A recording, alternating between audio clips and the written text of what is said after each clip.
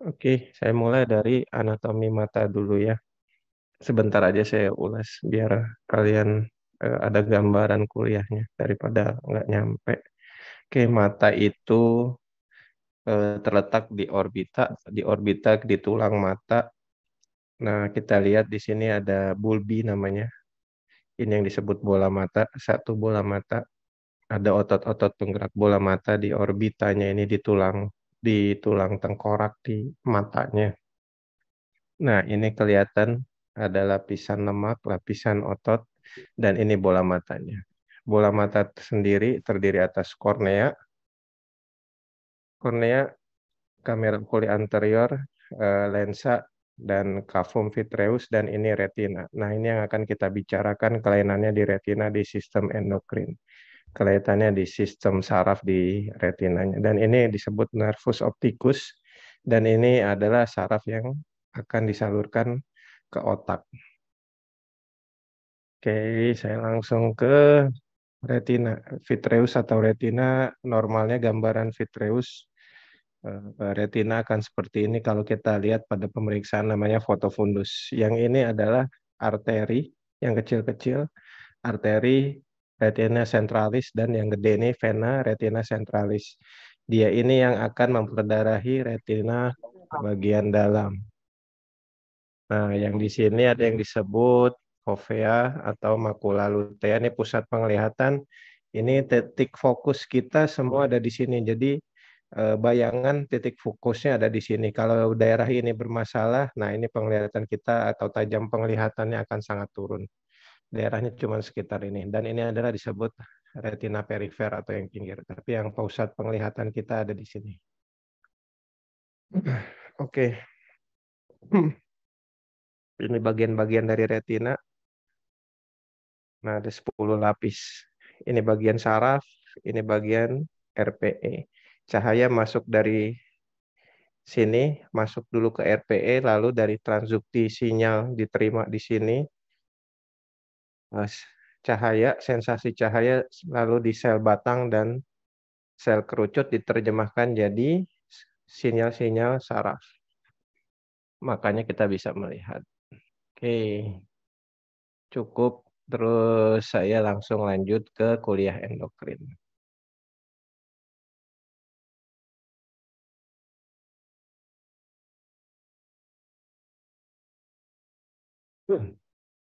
Oke, endokrin kan tentang kelainan, biasanya penyakitnya diabetes mellitus, penyakit Graves' disease, dan lain-lain yang berhubungan dengan endokrin.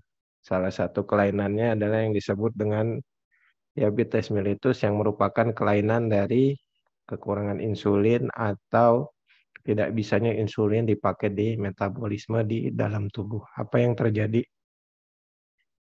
Jadi pada kelainan atau komplikasi dari diabetes mellitus kan bisa ada mikroangiopati dan makroangiopati. Makroangiopati itu bisa kelainan di pembuluh darah jantung, pembuluh darah otak, dan pembuluh darah lain di organ di sekitar tubuh kita. Bisa pembuluh vena atau pembuluh arteri. Nah, kelainan ini bisa menyebabkan kerusakan jaringan.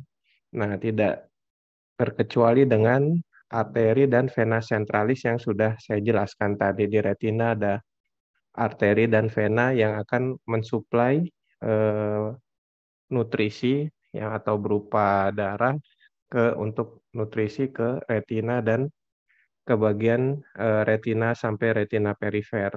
Nah, kalau terjadi kerusakan ini akan menyebabkan kelainan atau gangguan penglihatan. Jadi secara definisi kalau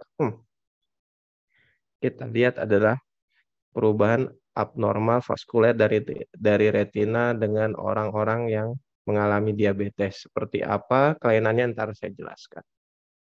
Ada 3 jenis, ada yang disebut NPDR atau itu kepanjangannya non proliferatif diabetic retinopathy. Biasanya kerusakannya pada intraretinal saja dan tidak terdapat neovaskuler. Jadi kelainannya biasanya tidak terlalu berat. Tapi kalau sudah severe biasanya kita bisa melihat pendarahan-pendarahan di retina berupa titik-titik pendarahan. Nah, kalau sudah ke staging yang lebih berat, dia ke proliferatif diabetik retinopati. Jadi non-proliferatif dulu atau yang NPDR dulu. Apabila dia terjadi kerusakan lebih parah akan terjadi PDR. Nah, di PDR ini atau yang proliferatif diabetik retinopati, karena dia terjadi iskemik di retina, jadi bisa membentuk vaskuler baru. Masalahnya vaskuler baru ini akan sangat rapuh dan akan terjadi pendarahan di retina dan di vitreus. Nah, ini yang membuat penglihatan pada pasien-pasien diabetik retinopati akan tambah parah. Jadi stagingnya dari NPDR dulu, dari yang mild hingga severe, lanjut ke PDR. Nah, apabila juga terjadi CSME ini kelainannya terjadi yang saya bilang di makula tadi, di pusat penglihatan. Jika ada diabetik makular edema, jadi terdapat penumpukan cairan di makula akibat gangguan pembuluh darah tadi yang bisa menyebabkan gangguan penglihatan parah karena terjadinya di makula yang sebagai pusat penglihatan yang saya jelaskan tadi. Bagaimana dengan epidemiologi dari diabetik retinopati? Biasanya dia meningkat sesuai lama diabetes. Jadi kita tanya dulu pasiennya, sudah berapa lama dia diabetes? Misalnya sudah 5 tahun, sudah 10 tahun, di atas 15 tahun, di atas 20 tahun. Semakin lama dia mengidap diabetes, semakin kemungkinan terjadi diabetik retinopatinya semakin besar. Pada penelitian didapatkan pada 20 tahun onset diabetes, terdapat diabetik retinopati pada DM tipe 1 yang sudah 20 tahun itu sekitar 99%. Jadi kalau udah 20 tahun rata-rata yang tipe 1 itu sudah terjadi diabetik retinopati. Tapi pada yang 20 tipe 2 pada fase udah 20 tahun terdapat 60% udah terjadi diabetik retinopati. Tapi semua itu terjadi apabila kontrol gula darahnya juga jelek.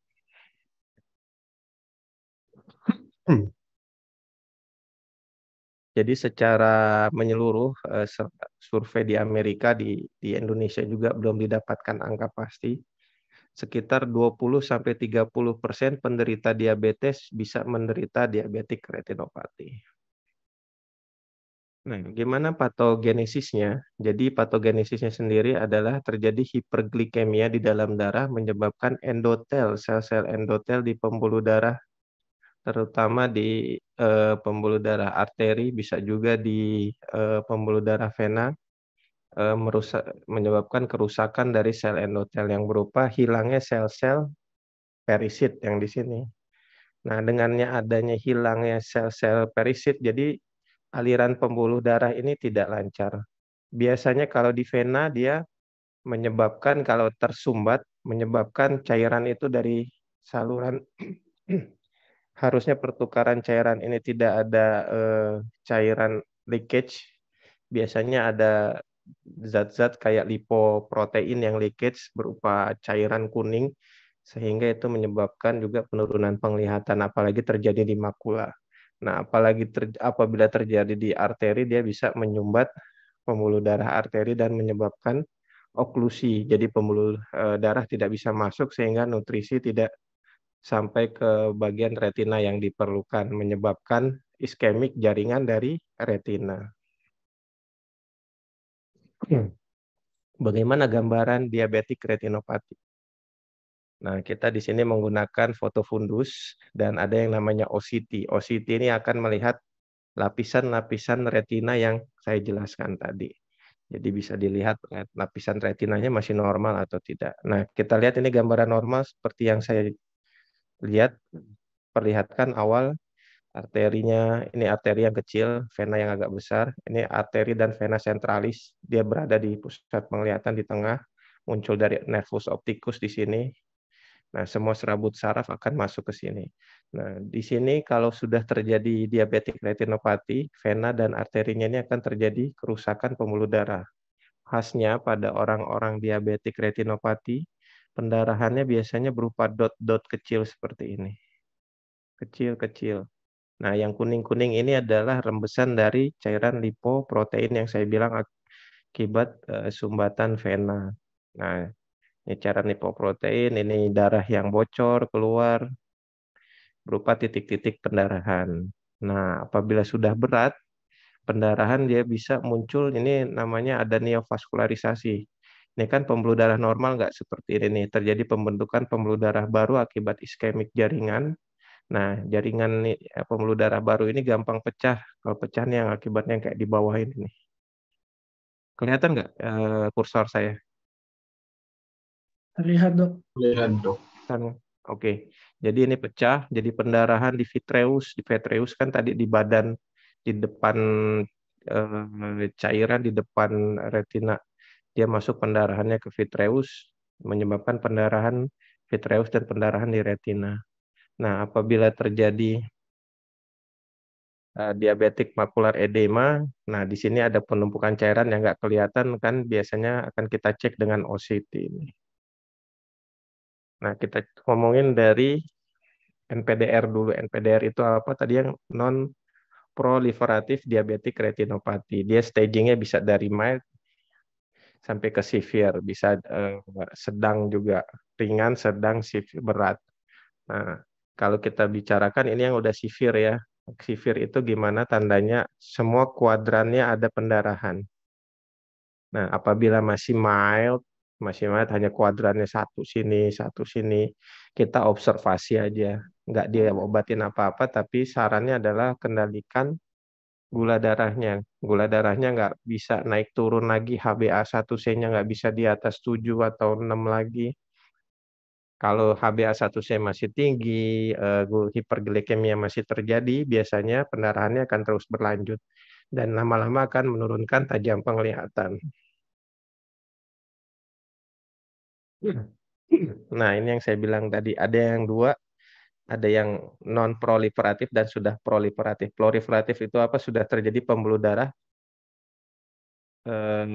neovaskularisasi. Jadi akibat iskemik jaringan retina, akibat oklusi dari pembuluh darah, dia pembuluh darah ini membuat jaringan baru yang oklusi tadi, tapi yang masalahnya adalah pembuluh darah ini tidak bagus dan gampang pecah. Kalau pecah pembuluh darahnya, pendarahan terjadi di mana-mana. Abnormal vessel ini yang ditakuti. Kalau udah stagingnya seperti ini, PDR proliferatif, adanya vaskularisasi, kita harus segera melakukan tindakan. Nah, ini yang disebut dengan staging yang diabetik makular edema. Ini dilihat ada cairan kuning dipopusin di sekitar makula tadi yang harusnya hitam avaskular, tidak ada vaskular yang lewat di sini, tapi karena terjadi kerusakan pembuluh darah di sekitarnya, terjadi rembesan bocoran dari cairan dan protein dan lipid. Nah, ini bisa mengganggu dari makula, ini bisa menurunkan penglihatan. Kalau kita OCT ini, harusnya bagiannya lapisannya bagus kayak nadi di gambar, terjadi cairan di bawahnya sehingga merusak lapisan dari retina. Nah, bagaimana caranya mengatasinya? Kalau dia masih staging NPDR, kita hanya observasi. Tapi kalau sudah terjadi PDR atau neovaskularisasi, harus kita laser seperti sini. Kita laser pinggir-pinggir retinanya saja agar tidak terjadi iskemik. Jadi kebutuhan oksigen bisa berkurang karena yang di laser ini retinanya akan mati sebagian. Tapi kalau mati sebagian ini akan mengurangi pasokan atau permintaan oksigennya. Jadi bagian sentral yang dipertahankan untuk penglihatannya tetap bagus. Tapi kalau terjadi diabetik makular edem tadi, kita suntik obat langsung ke dalam matanya, masuk ke vitreus untuk mengatasi pembengkakan atau edema di makula tadi. Tapi apabila terjadi pendarahan seperti yang saya contoh di sini tadi, pendarahan luas harus dilakukan operasi, namanya operasi vitrektomi atau vitreusnya dibersihkan dari pendarahan. Oke,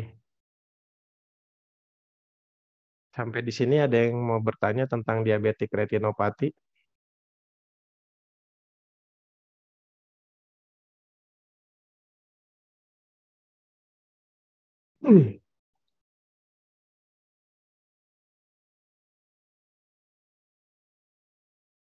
Kuliahnya sebentar, tapi kalau ada pertanyaan silahkan langsung bertanya. Ada yang ditanya nggak? Assalamualaikum dok, izin bertanya. Siapa namanya? Saya Aditya Hafiz dok. Oke, silakan. Di Hmm, videonya bisa di ini nggak ya? ya, sebentar dok, agak gelap tempatnya. Oke, silakan Aditya Hafiz. Apa pertanyaannya? Ini izin konfirmasi aja dok. Berarti jika Oke. diabetik retinopati ini tidak ditata laksana segera atau tidak terkontrol gitu dok, berarti pada akhirnya nanti akan mengalami kebutaan atau hanya Iya, penurunan penglihatan dok? akan mengalami kebutaan, tapi stagingnya berbeda-beda. Dia awal, saya bilang tadi, dari NPDR ini dulu. Kerusakannya seperti biasa, kerusakan pembuluh darah kalau masih awal ya belum ada penurunan visus karena terjadinya di retina di bagian perifer. Nah, bagian perifer ini tidak akan terlalu mengganggu penglihatan. Tapi kalau sudah di tengah, tadi yang saya bilang di makula, ada cairan, ada macam-macam, mulai ganggu penglihatan. Apakah sudah terbentuk neovaskularisasi itu penglihatannya udah mulai turun banget. Apalagi kalau pendarahan sudah pecah, itu penanganannya akan lebih repot lagi karena akan harus operasi. Tapi dari stagingnya dulu, kalau yang NPDR yang fase severe, udah pendarahannya dot-dot titik-titik tadi, tapi sudah di semua kuadran namanya severe, itu udah harus di laser. Nah, kalau yang PDR ini bisa ada dua. Bisa kalau belum ada pendarahan, cuman hanya laser tadi saja cukup. Tapi kalau sudah ada pendarahan hebat atau ada pendarahan kecil tidak hilang-hilang, biasanya sudah dioperasi, dibersihkan pendarahannya dengan operasi vitrektomi tadi. Dibersihin pendarahannya sehingga pendarahannya tidak mengganggu penglihatan. Tapi kalau misalnya terjadi yang disebut makular edem tadi, penumpukan cairan di makula, kita perlu kasih obat namanya anti-VEGF. Itu vascular endothelial growth factor. Jadi ini antinya sehingga tidak terjadi pembentukan pembuluh darah baru yang diharapkan pembentukan pembuluh darah baru ini nggak ada sehingga tidak terjadi lagi pendarahan yang berulang. Dan biasanya dia juga menurunkan anti-VEGF ini dari eh, cairan penumpukan itu bisa diserap dengan dikasih obat ini. Jadi bisa bisa sembuh lah. Diharapkan cairannya bisa berkurang, edemnya bisa berkurang. Tata laksananya kan seperti itu. Makanya pasien dengan diabetes ini apalagi sudah hampir 5 tahun atau dia sudah mengidap 5 tahun, perlu di screening retinanya dengan dokter mata, dilihat adakah tanda-tanda diabetik retinopati. Kalau ada masih mild, bisa kita sarankan observasi, kontrol lagi 3 bulan, ditanyain lagi, atau 6 bulan kita tanyain gimana kontrol gula darahnya, masih sering tinggi kah, masih di atas 200, HbA1c-nya masih tinggi. Kalau masih tinggi, kemungkinan dalam beberapa waktu itu bisa mengalami penambahan staging ya bisa lebih parah lagi. Nah, itu sudah harus dilakukan tindakan. Makanya observasi cukup penting pada staging awal kalau kita sudah dapatkan lebih parah ke pendarahan yang sudah dot blood yang sudah severe atau PDR yang masih pembentukan pembuluh darahnya belum pecah itu bisa kita laser saja. Tapi kalau sudah pecah pembuluh darahnya perlu dioperasi. Gitu. Udah terjawab belum pertanyaannya? Baik, terima kasih banyak dok sudah sangat menjawab. Oke. Terima kasih banyak dok. Ada lagi? Jadi ya orang-orang diabetik kita perlu eh, tanyakan juga keluhan bagaimana matanya. Adakah perubahan penglihatan, Pak? Kalau ada perlu kita konsulkan memang ke dokter mata. Terutama ya bisa juga katarak sih, tapi katarak dengan dia patogenesisnya berbeda. Hampir seperti katarak biasa tapi sedikit berbeda pada orang-orang yang hiperglikemia. Jadi proses terjadi kataraknya biasanya degeneratif faktor usia, tapi kalau ada diabetes dia mempercepat prosesnya. Oke, nggak ada. Saya lanjut ke penyakit kedua yang berhubungan dengan thyroid disease. Jadi thyroid disease sendiri seperti Grave kan terdapat sindromnya. Jadi ada kelainan di matanya. Kalau penyakit Graves itu kita lihat bisa ada kelainan di seperti yang anatomi yang saya sebutkan di orbitanya. Jadi mata itu kan bisa melirik kanan, kiri, atas, bawah karena ada otot ekstraokuler namanya. Jadi otot-otot ini bisa menarik supaya bisa melirik ke arah yang sesuai dengan kita tuju. Nah, tapi kalau terjadi pada Graves disease biasanya terdapat pembekakan dari otot-otot ekstraokuler karena kelainan dari tiroidnya sendiri, TSH-nya, kelainan dari antigennya sendiri menyebabkan istilahnya apa ya? Radang di orbita, dan radang di orbita ini bisa menyebabkan kelainan yang seperti saya tulis di sini. Satu, proptosis. Apa itu proptosis? Bola mata seperti kelihatan lebih ke depan atau lebih menonjol.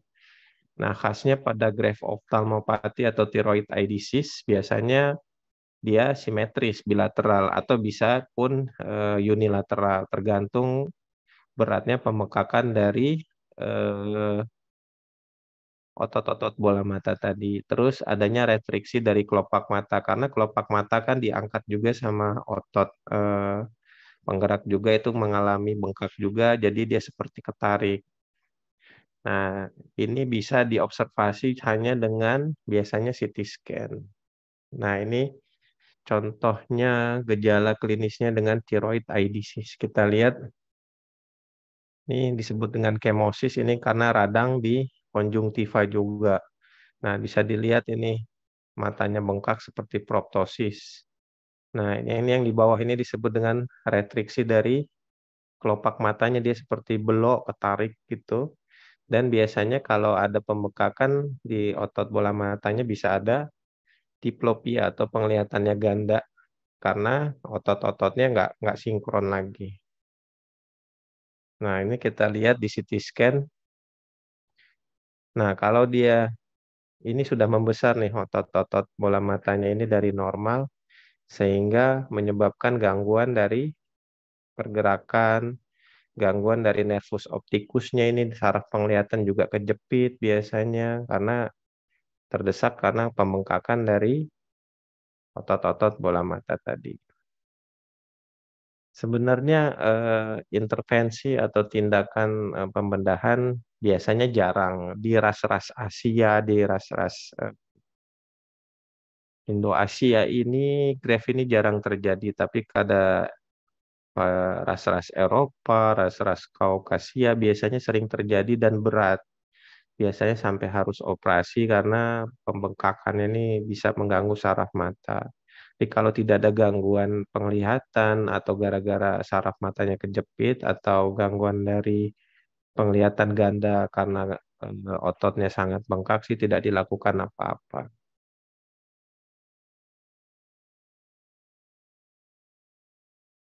Graves disease sendiri kalian udah ngerti belum apa? Gimana diagnosisnya? Pasien didiagnosis dengan Graves disease. Apa yang meningkat, apa yang menurun, udah tahu hasil labnya seperti apa, gangguannya di mana aja selain di mata biasanya. Ada yang bisa jawab? Siapa ketuanya di sini sekarang? Ketua angkatannya.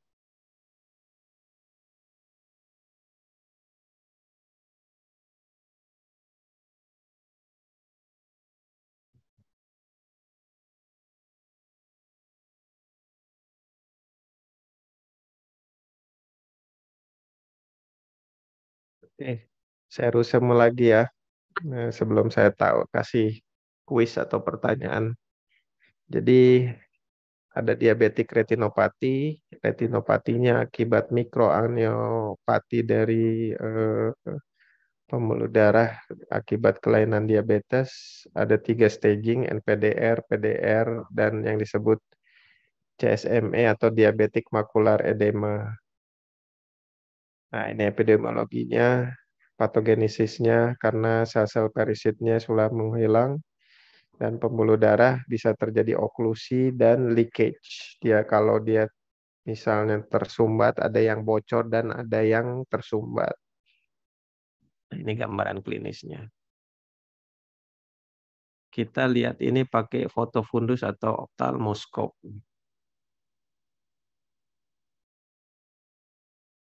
Oke, kalau saya tanya fase apa kita memerlukan operasi vitrektomi pada penderita diabetes, ada yang bisa jawab nggak?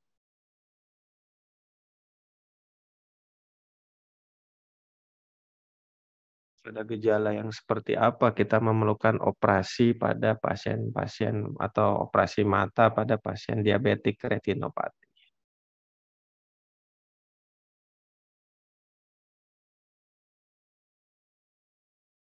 Izin coba menjawab dok. Siapa namanya? Adit dok. Ya, silahkan. Pada pasien yang stage yang PDR, terus sudah ada perdarahan yang masif dok. Oke, ya benar. Jadi kita perlu cek. Biasanya tajam penglihatannya udah jelek sekali. Terus kita lihat retinanya, fundus kopinya terjadi pendarahan di mana-mana. Inform konsennya, wah ini sudah harus dioperasi Pak. Pendarahannya sudah sangat banyak. Tapi salah satu lagi hal yang penting pada pasien diabetik retinopati kita perlu kasih tahu pengobatan laser kita, pengobatan operasi kita tidak akan ada gunanya apabila gula darahnya tidak terkontrol. Kalau misalnya habis dioperasi pendarahannya bagus, dia penglihatannya bisa lumayan membaik, walaupun tidak bisa normal lagi, tapi bisa menjadi lebih buruk lagi atau lebih progresif lagi apabila gula darahnya nggak terkontrol. Pembuluh darahnya bisa pecah lagi dan terjadi pendarahan. Makanya selain dari tindakan, kita memerlukan kontrol gula darah yang baik. Lewat aja, Om. Lewat aja. Oke, terus ada Graves ophthalmopathy atau yang disebut dengan thyroid eye disease. Kapan kita perlu melakukan tindakan pembedahan yang berupa dekompresi dari orbita? Apa gejalanya atau tanda-tandanya kita memerlukan intervensi tindakan bedah pada pasien-pasien Graves ophthalmopathy? Siapa lagi apa saya tunjuk nih? Siapa nih? Ayo sebelum ditunjuk. Zohramal Siva. Izin menjawab dok, kalau misalkan Kak. ada gangguan dari bola mata sama Gangguannya otot apa? gerak otot mata, misalnya Contoh. yang proptosis sama yang miopati otot ekstraokuler bukan dok? Oke, salah satu keluhannya kalau kita perlu tindakan bedah itu istilah disebut dengan diplopia. Jadi kita melihat ada dua, seperti melihat ganda. Jadi itu karena ototnya saking bengkaknya, jadi tidak bisa melihat di satu titik yang sama, nggak lurus. Nah, itu salah satu tandanya. Yang kedua, apabila terjadi penglihatannya menurun karena jepitan dari saraf optikus. Jadi ini di sini nih ada saraf ya yang menyalurkan transduksi sinyal ke otak sehingga kita bisa melihat. Nah, kalau ini bengkak banget ototnya, dia kan menjepit sarafnya. Nah, penglihatannya menurun dengan ada tanda-tandanya refleks cahaya menurun. Nah, itu kalian akan belajar tadi saraf di sistem saraf indera dan neuroskiat neuron. Nah, itu harus dilakukan tindakan. Kalau enggak, sarafnya akan rusak, dia akan nggak bisa ngelihat lagi. Oke, ada pertanyaan sebelum saya akhiri kuliahnya? Kuliahnya sebentar aja. Tidak usah lama-lama. Yang penting kalian mengerti staging dari PDR dan fase apa kita perlu melakukan tindakan. Jadi kalian harus inform konsen atau menjelaskan di vaskes pertama itu kapan ini harus dirujuk, kapan ini aman.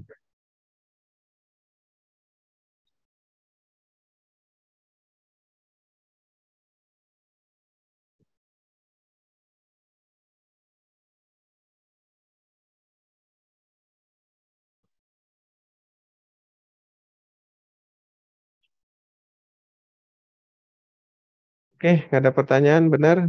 Udah bisa ya kalau ujian ya. Kalau keluar soal 1, 2 dari mata mah.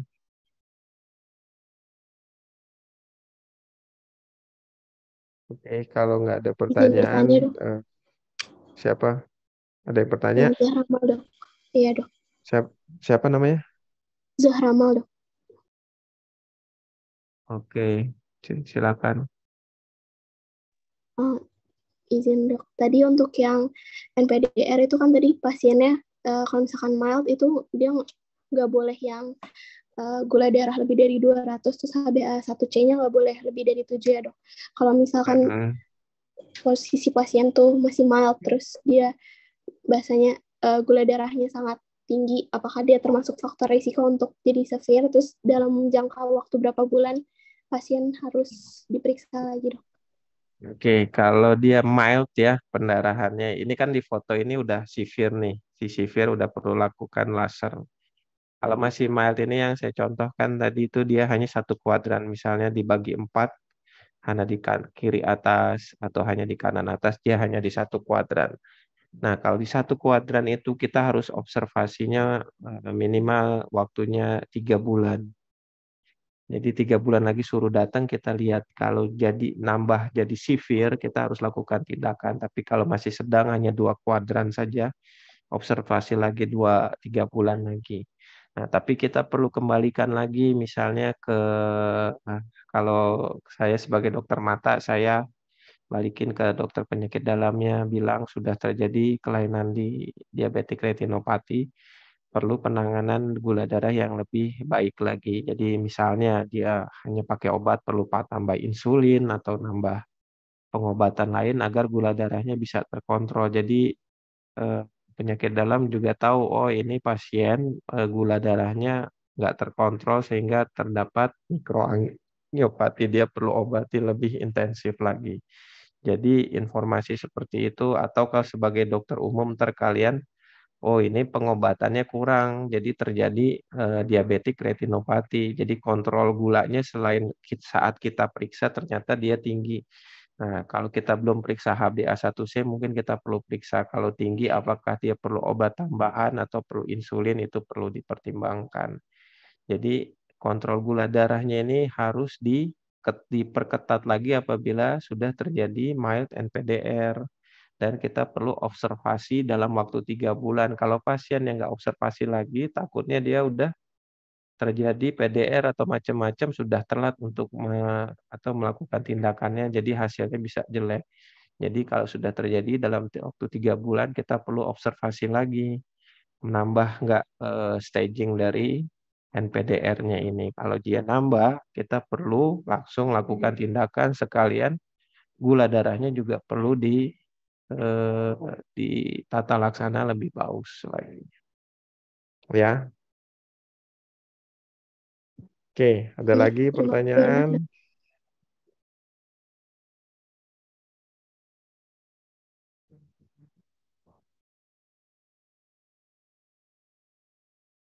Oke, kalau nggak ada pertanyaan, kuliah dari mata dari endokrinnya saya cukupkan. Kalian pelajarin lagi kayak yang penting-pentingnya aja saya kasih, patogenesisnya, tata laksana, gejala klinis, gimana gambarannya, karena diabetik retinopati memang tata laksananya spesialistik banget, tapi kalian harus tahu, nice to know. Nah, karena kelainannya akan seperti apa sudah saya jelaskan, tapi pada intinya penglihatannya akan nambah buram seiring dengan gula darahnya yang tidak terkontrol. Oke, Assalamualaikum warahmatullahi wabarakatuh. Waalaikumsalam warahmatullahi wabarakatuh. Waalaikumsalam. Terima kasih banyak dok. Terima kasih banyak, Dok. Dok.